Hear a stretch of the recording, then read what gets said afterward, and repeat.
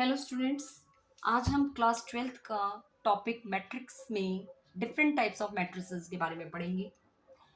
इसमें हम सबसे पहले जिस मैट्रिक्स के बारे में डिस्कस करेंगे वो है कॉलम मैट्रिक्स।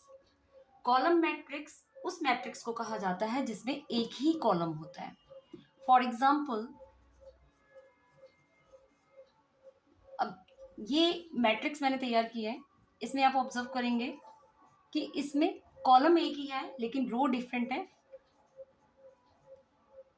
जैसे मैंने ये मैट्रिक्स तैयार किया है तो इसमें आपके पास 4 रोज है। रो 1, रो 2, रो 3 एंड रो 4। पर इसका जो कॉलम है वो एक ही कॉलम है। तो इस तरह की मैट्रिक्स को हम कॉलम मैट्रिक्स कहते हैं।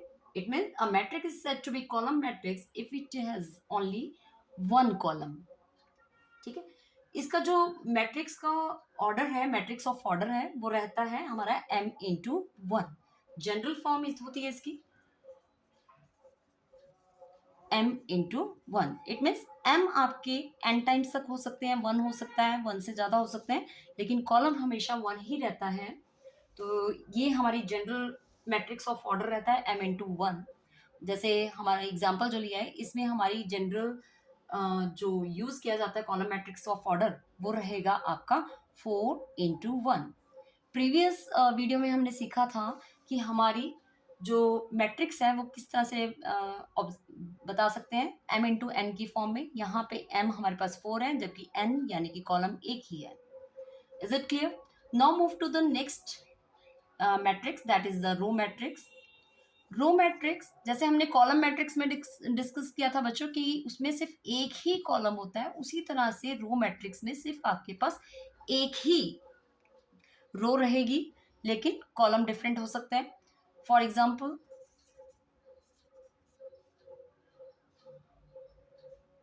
ये मैंने मैट्रिक्स तैयार किया है। इसमें आप ऑब्जर्व करेंगे कि सिर्फ हमारे पास रो एक है लेकिन जो कॉलम है वो डिफरेंट है। अब इसमें आप देखेंगे कि हमारे पास 4 कॉलम्स हैं। कॉलम 1, कॉलम 2, कॉलम 3, कॉलम 4, पर जो रो है वो सिंगल रो है। तो इस तरह की मैट्रिक्स जिसमें रो एक ही रहती है, कॉलम डिफरेंट हो सकते हैं, तो उसे हम रो मैट्रिक्स कहते हैं। और इसका जो रो मैट्रिक्स का ऑर्डर होता है, जनरल मैट्रिक्स ऑर्डर, वो हमारा होता है 1×n।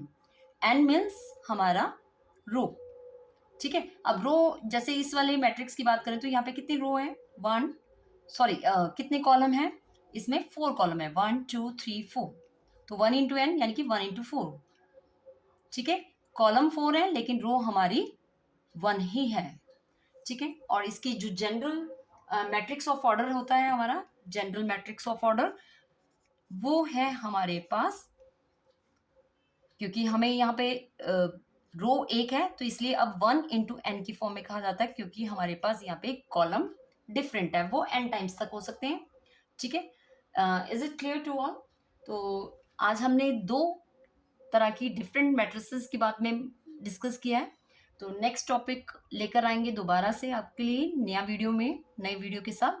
तो अगर पसंद आया हो तो चैनल को सब्सक्राइब कीजिए और लाइक कीजिए। Thank you. Have a great day.